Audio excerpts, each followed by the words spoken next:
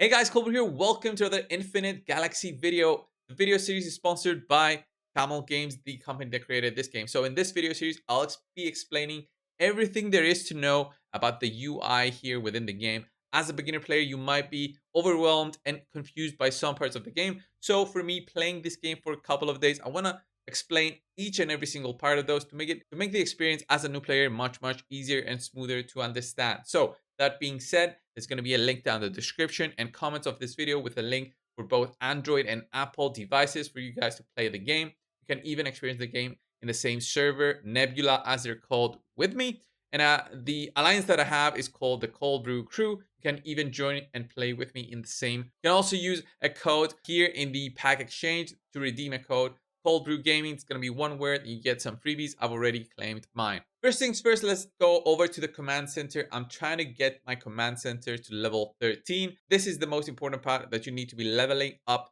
Some of these are not so important to be focusing. Of course, whenever you have the command center upgrade, do that so that you can level everything else higher. And it's sometimes a requisite for your quest to finish. So if you can't finish your quest, that's because your command center needs to go a little higher. That being said, there's some of the upgrades that are not that important for your account. For me personally, I found that the repair center, the embassy, and the dispatch center are not that important into putting your resources into them at the stage of a 2 or 3 days player. So don't really worry about these three, especially. Everything else is important and I would say beneficial for the account. Next up, guys, we have the defense here up at the top of the command. You can just click it. You'll open up this page. This is where you can actually have your fleet and garrison fleet. It all depends on your defense center and your embassy levels. Don't really worry about those if you're a 1, 2, or 3 day player. You'll worry about them later on.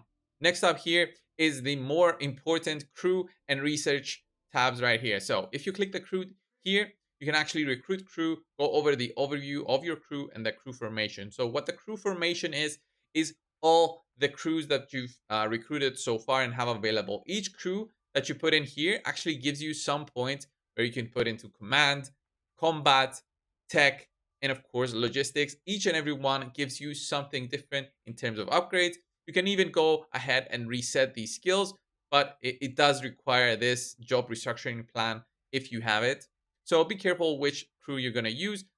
If you're first starting out, you won't have that much crew, and the more levels you have on your command center, the more crew you can put in there and gain more points as you can go down this tree. The more levels you give to your crew, the more points you also get, but that's into getting more advanced territories. The crew overview here, you just see all your crew that is available and you can level them up. You can even see your captains. Your captains are very specific. You cannot use your captains here in the formation. You can only use the crew that is not a captain.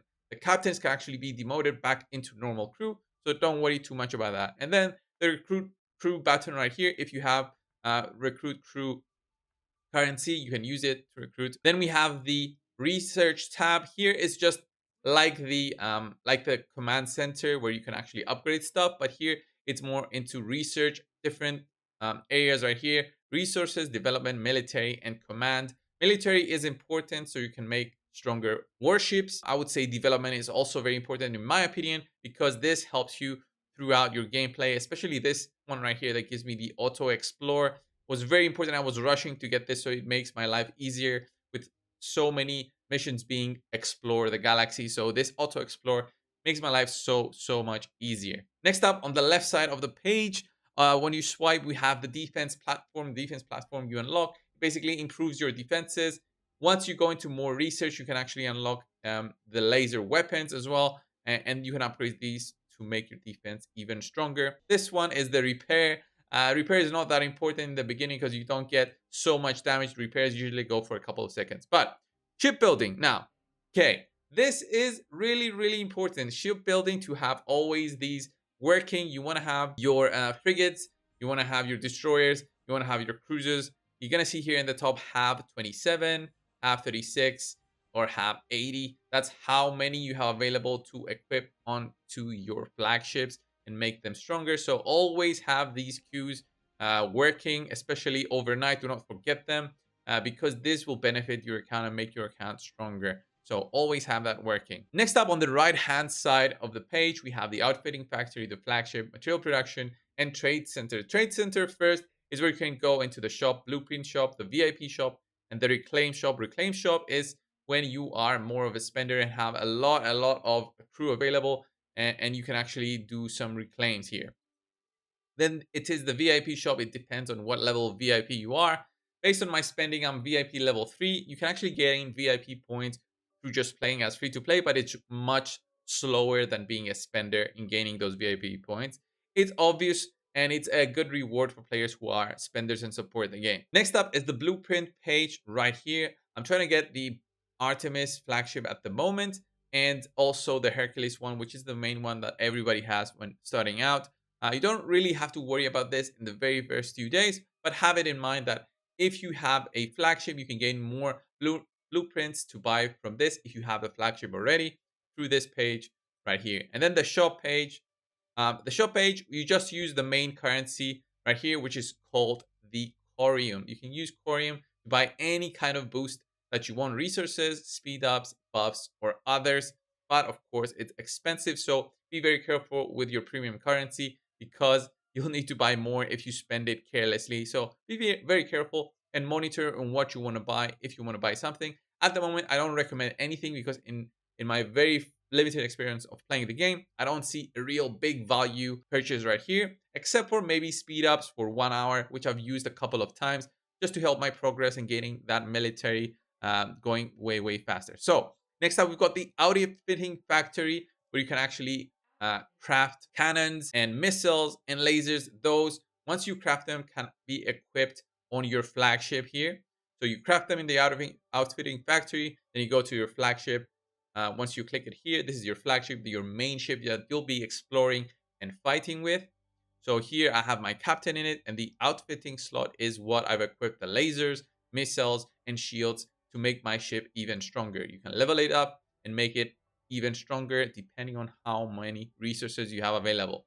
That being said, material production is a queue where you put in and say, okay, I want to craft these, and this one's going to take 5 hours, and so on. These are free. You just put them into the queue, and they'll slowly be accumulating. But remember, you need to be clicking these to actually pick them up and let the queue rolling. So be always aware not to see the little Z's here in the command center or research or shipbuilding, because it means that they are idle and not doing any kind of work. And then finally, we have the events tab there at the top. You see all the events that are available. You can click through, and each event will be self-explanatory, to say the least, so that you can actually do it for your own benefit. There's currently the Syracuse Lucky Wheel, which is something new. I'm trying to see what it actually does. It's basically freebies, but you are using like a premium currency. But most important, the event calendar right here will show you what you have available for the week or the weekend that you're playing. Then once you go into the actual galaxy, what you need to see here is your spaceport. Your spaceport is where all your ships are. It's very important to be protected. Stay near your alliance. You see here, this is all my alliance. So stay near your alliance to be protected from enemies that are coming to beat you down. Once you want to be exploring all the areas right here, you'll be clicking around and seeing what you can do. So here, you can actually rally to the campaign simulator center if I have available daily rallies. But here on the top right, this is the map, okay? And this is the center of the star system. But here you'll see these search areas. The most important one is the first one, where you find space pirates to beat down. If you beat down space pirates, you get some freebies and also use up your energy. Always use up your energy. The hardest one I can beat, I think, is 14. I'm trying to beat 15 for space pirates. You can also explore planets and gain resources from them. Gain resources from these asteroids, deuterium comets, and then nickel, steel, and plasma. I haven't done any of those yet. And then finally, there's some special coordinates, the tactical training base and the campaign simulator center. The tactical training base, you only have 2 fights every single day. So be sure to be doing them every single day to get some freebie rewards, but do them at the stage that you can actually beat it, because you won't be getting anything if you cannot beat it. On the top here, guys, we have any of the packs that are available. If you are not a spender, don't worry about this tab with all the packs. There is, I think, 1 or 2 packs that are free specifically, so you can click on those and get something for free. But if you're a spender, be very careful about these numbers here. The percentage is how good a pack is. It's very basic. So if you're a spender, the higher this number is, the better pack it is for value for money. Okay, I'm not gonna go into the value of each pack because each and every single pack is different on what you want to be putting your effort into. There are some specific packs like these ones. Where are they? The monthly packs. I want to find the monthly packs just to show you. Okay, these are called the Federation supplies. These can be monthly packs that you can buy and will give you resources every single day. So this one gives you every single day, but it's much less price than this one. So this one's the Supreme card if you want to buy that. But it's all up to you. There's newbie packs and there's of course packs depending on events. And then finally, guys, here at the bottom is the courses, missions, core modules, alliance, incidents, mail, and depot. Starting first, the depot is your inventory. Inventory is very basic. Everything that you see here is basically your resources that you haven't used yet. I always keep this just lying there. There's no need to use them up. So here at the top, this is not everything that I have. This is what I have available. But everything that I have is actually here. So I can actually click them and gain like 1,000,000 Ethereum. No, I'm not using it. I'm just leaving it there until I actually need it, so that in case I get attacked, they don't steal all of this, because this cannot be stolen if you get attacked. The speed ups are of course always good to have, but use them cautiously because these are not unlimited. Like they'll run out, especially the 5-minute ones. Once you get it to a higher level, you'll be using them up very frequently. Then the buffs. I personally haven't used many buffs so far. Sometimes you'll be needing to use the protection field to cover yourself from enemies attacking, especially the 8-hour one to protect yourself for 8 hours in case there's some enemies trying to hunt you down. And then finally, the other tab is basically everything else that's not resources, speed up, buffs. So the other tab. Every single one of those will have a description about it.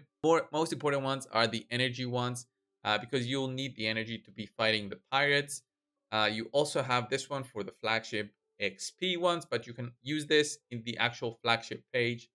There's the training crew XP, and there's some other stuff here when it's available. At the moment, I don't have anything available that is not usable. So all of these are not usable, not really usable by me at the moment because I don't need to use them. So the energy, I still have some energy to use, so I'm not going to use my increased energy by 500 just because I want to save it for another time. Next up, we've got the mail. Of course, mail, you see all the notifications. You can just delete it after you've picked up anything. Delete all read. That's it.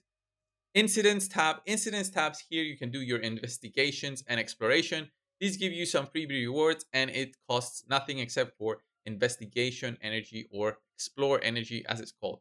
So I've got the auto explore going. I'll just click on that and we'll just get started and we should be fine. The probe will be exploring space and I'll be getting some freebies once that's done. Incidents tab is where you have some kind of missions to explore. I still need to do complete chapter mission 51 to unlock, so that depends on my buildings, which are currently being built. And then the discovery tab, this one is some more freebie rewards that you can be picking up. And it really depends on if you are in an alliance also to help your progress through. So currently, because I have an alliance member that has done this already, they have shared the coordinates with me. So, or has already shared the coordinates with you, I can just click here and go there to finish off this discovery and get some more freebie rewards. So I'll see if I can do this once the probes are finished there. Then this is the Alliance tab. The Alliance tab is very basic. If you're in Alliance, you'll be able to explore everything there is about the Alliance. There's Alliance battles, events, Alliance tech, then there's Alliance gifts. The Alliance gifts are important because they're just benefits to you. It's freebie stuff that you can get from people buying packs or just people killing off alien spirits. And there's the Alliance help, which helps you do your research faster or your buildings faster. Daily Alliance missions, always do the daily Alliance missions. So total Deuterium Alliance gathered is the one that we still haven't done, but the daily login is always good to do. The total Alliance points from donations and then Alliance members total help times. We've done 1,929 so far, so that's really cool. Then we've got the main mission. So the more main missions that you do, the higher chapter that your alliance can go and become even stronger. And then the alliance shop. These resources right here, the currency at the top, can get you any of these rewards, I've already bought 1 hour speed boost there. So I'm saving for the rest of them for the next reset. Next up is the core modules tab. So the core modules tab, I'm splitting my focus at the moment on both command and development. Development is good, guys, because I want to be gaining more energy from just having my account there. More energy means more fights on Space Pirates. And then the development tab is good because I got some flagship attack. And since I'm currently focusing on development, it's going to stay right there on this upgrade only.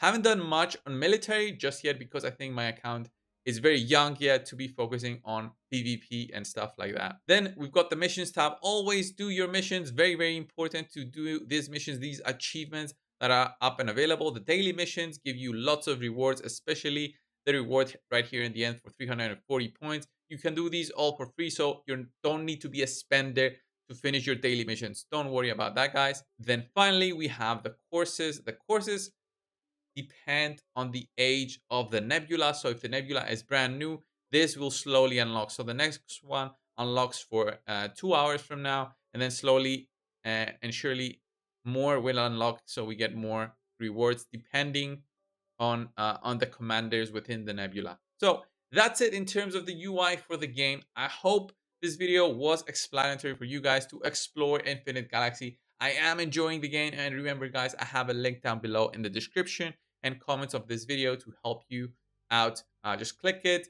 It both works on Android and Apple devices, so click it. You can also use my promo code Coldbrewgaming, one word, and even join my alliance if there are spots available, because I think we're almost full. So this was the video, guys. Thanks a lot for watching. Subscribe if you haven't already, and I'll see you guys in the next one. See ya.